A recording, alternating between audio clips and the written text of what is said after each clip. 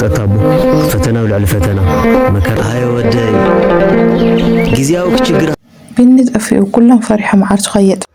ከቢድ ነገር ተፈጥሮ እስከ ሕዚ ደሃዩ ሰላማት ክብራን ተኸታተልቲ ቻናለይ ቤተሰብ ከመይ ኣለኹም ለይ ከምታነ ሰላምን ጽቡቕ ኣለኽዎ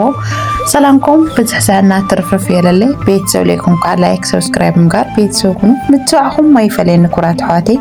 ላይክ ሰብስክራይብ ናገበርኩም ኣይዞ ክበር ጨንትውልኒ ብጣዕሚ እየ ለመስኪን ይቕኒየለይ የኽብረለይ ኣጋሽን መጽኦም ከዓ እንኳዕ ብሰላም መጽኦም ገዛኹም እያ እናዕርፉ ናይ ድማ ኣንቲ መደይ ከምቲ መተብረኽሞ ብዛዕባ ተስፋ ምቑራጽ ብዝለ ርእስቲ ኮይኑ ብዛዕባ ቤትና ቢን እዩ ጻንሕትኩም ሳይሆን ያው ሕዝግና ስለዘጋጀኸ ቪድዮ ከብለ ዓይነት ጨካኒ ኻወድ ዓርስኻ ከተጥፍ ተስፋ ቆሪጽ አታቡ ፈተና ወላል ፈተና መከራ ወላል መከራ የመርኸው ስራሕ ይሳቅልኝ ሆነ ሐዲሽ ናይ ህይወት ታሪኽ ናይ ህይወት ምዕራፍ ልክ ጅምር ሓዳር ልክገብር ሙከራታት ተገበርኩ ኩሉ ዝምክም ምስኻዓቢን ሓዘን ወላል ሓዘን ይደራረብ ለተሓደ ከስተኻኸል ተሓደ ይበላሽ ታይሊ ገበርኹ አታቡ አይ ወደይ ጊዜያው ችግርኻ ክትፈትሕ ኢልኻ ለይሓልፍ ዘለዓለማዊ ችግርሃም ተምጽእልኻ ክትፈልጥ ዲኻ ንሕና ደቂ ሰባት ናይ እግዚአብሔር ቤተ መቅደስ ኢና ድሕሪ ዓርስኻ ጥፊኻ ናይ እግዚአብሔር ቤተ መቅደስ ሃምለ ፍረስኻ ይልፍል ቁጸለልኻ ምኽንያቱ እግዚአብሔር ለአና ተፈጠረና ተሎ ኣባና ክሓድር ለአና ክባርኸና ቤተ መቅደስ ኢሉ ይፈጥር ካብ ጭፍሪ እግርና ክሻዕ ጨጉሪ ርእስና ምንም ክንገብር ምንም ስልጣን የብልና ንሕና ናይ እግዚአብሔር ምሕደር ናይ እግዚአብሔር ቤተ መቅደስ ኢና ዝብል ሎሚ ታይ ጸገም ነው መሲልካ ሁሉ ነገር ዛ ምድር እዚኣ ሓዘኑ ኾነ ጸገሙ መከሩ ችግሩ ሁሉ ሓላፊ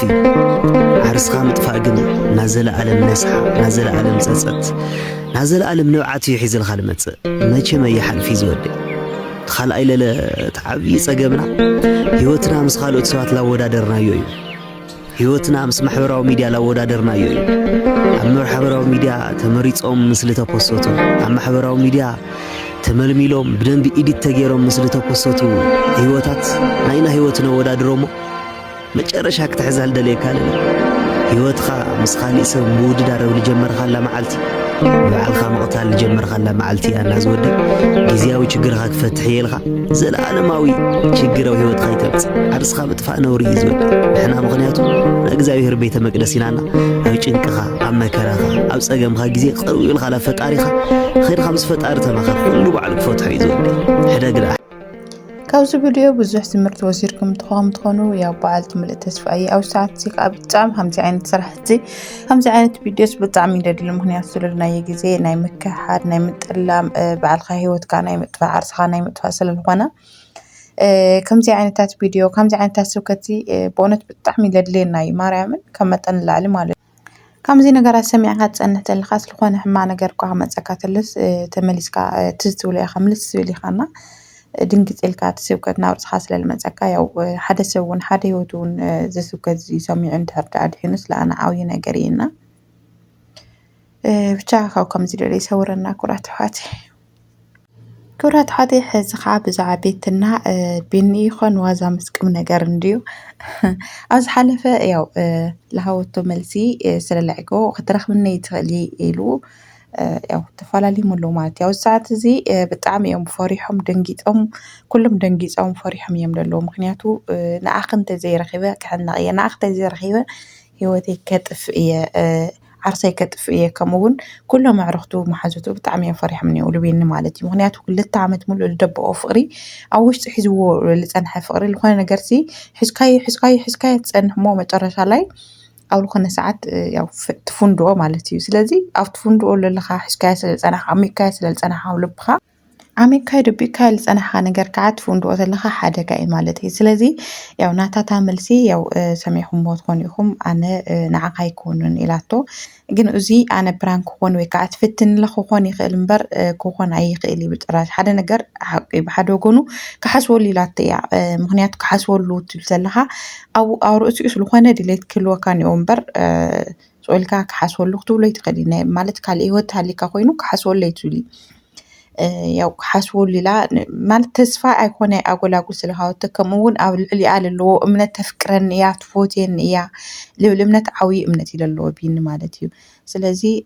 ኣብዚ ሰዓት እዚ ዝኾነ ነገር ካብኣ ክሰምዕ ይደሊ ምክንያቱ የፍቅራ ይፎትያ እዩ ኣብ ተፍቅረኒ እያ ትፎትየኒ እያ ልብል እምነት ዓብዪ እዩ እኒኦ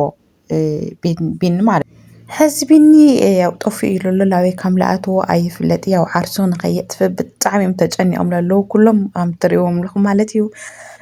ተጨኒቖም ኣብ ጭንቂ እዮም ዘለዉ ምክንያቱ ኣበይ ከም ዘሎ ኣይፍለጥ ጠፊኡ ኢሉ ኣሎ ሕዚ ዓርሱ ንኸየጥፍእ ሂወቱ ንኸየሕልፍ ዝኾነ በቃ ናብ ዘይተደለየ ሓደጋ ንኸይኣቲ ያው ኩሎም ደንጊፆም ፈሪሖም ታዊኾም እዮም እኒአው ማለት እዩ። ካብ ቢኒ ዝተረዳእኽዎ ነገር ግን ሓደ ሰብሲ ኣነ የፍቅሮየ ይፎትዮ ኢኻ ናይ ባዕልኻ ክትገልፅ ኣለካ እምበር ናይ ሰብሲ እሳ ተፍቅረኒ እያ ትፎትየኒ እያ ክትብል የብልካ ምክንያቱ እሳ ኣብ ልባ እንታይ ከም ዘሎ ክትፈልጥ ኣይትኽእል ብሓደ ስለለለኻ ብዙሕ ግዜ ብሓደ ስለትሕልፉስ ተፍቅረካ ትፎትየካ ማለት ይኾን ኣብ ውሽጣ እንታይ ከም ትሓስብ እንታይ ድሌት ኣለዋ ያው ባዕላ እሳ ብቻ እያ ትፈልጦ እምበር እስኻ ሰብ መሊእኻ ክትፈልጦ ኣይትኽእሊ ስለዚ ትፎትየኒ እያ ተፍቅረኒ እያ ልብል እምነት ኣብ ርእሱ ስለለቐመጠ እዩ ዋና ችግር ኮይኑ እኒኦ ማለት እዩ። ስለዚ ናይ ባዕልኻ ኢኻ ኣነ ይፍቅራ እየ ይፎትያ እየ ትብል ኣለካ እምበር ናታታ ውሽጣ ልባሕር ኢልካ ክትሪኦ ኣይትኽእሊ ስለዚ እዚ እቲ ዓብዪ ችግር ኮይኑ ዘሎ ማለት እዩ። በዚ ኣጋጣሚ ግን ያው ቢኒየ ትሰምዖ ምዃንካ ይፈልጥ እየና ከም ትሪእዎ ከም ትሰምዕዎ ይፈልጥ እየ ስለዚ ኣብ ዩቱብ ዝፀንሕዎ ግዜ ኣብ ዩቱብ ዝፀንሕዎ ሰዓት ፅቡቅ ግዜ ክኾነልኩም ፅቡቅ ሰዓት ክኾነልኩም እናተመንኹ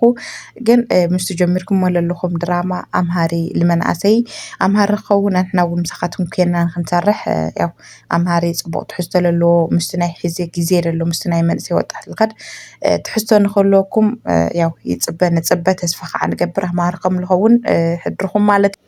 ክቡራን ተኸታተልቲ ቻናለይ ቤተሰብ ናይ ሎማዓንቲ መደየ እዚ ይመስል ነይሩ ያው ተመችኩም ከም ዝኾን በዓልቲ ምልእ ተስፋ እየ እስካዕ እዛ ሰዓት እዚኣ ሓቢርኩም ምሳልን ዝፀናሕኩም ብጣዕሚ እየ ለመስግን ይቀኒየለይ የኽብረለይ ያው ናይ ሎማዓንቲ መደብና እዚ ይመስል ነይሩ ብካሊእ ፅቡቅ ትሕዝቶ ፅቡቅ መዳሰ ንረኽብ ባይ ባይ ቻዋት ብሩህ ቅነ ብሩህ ሰናይ ቅነ ይግበረልና ዝምሓት